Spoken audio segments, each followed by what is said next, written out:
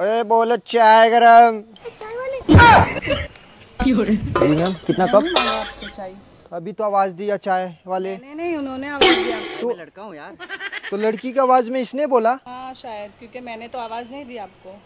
भोसड़ी के बोहन ही खराब कर रहा है मेरा। पकड़ चाय पकड़। मुझे नहीं चाहिए भाई। मारूंगा एक तबड़ा का रसियन का दूध का चाय बना के लाया हूँ, मारूंगा यही मुंह फूट जाएगा। चुपचाप पी नहीं तो। जबरदस्ती है यार कहीं। फालतू मत बोलना, जबरदस्ती खबरदस्ती नहीं। कुछ नहीं, चाय ले लिया, पैसा निकाल पैसा भी फटाफट। दूं दे मैंने से जेबा नीचे। ले लो। मैंने नहीं मांगा चाय आपसे। क्या नहीं चाहिए? पैसा दो जल्दी, बोहनी खराब मत करो। कितना इसका? 50 रुपया हुआ। 50 रुपया ये चाय का? जल्दी, शुभ काम में देरी ना, फटाफट। हाँ ये क्या है?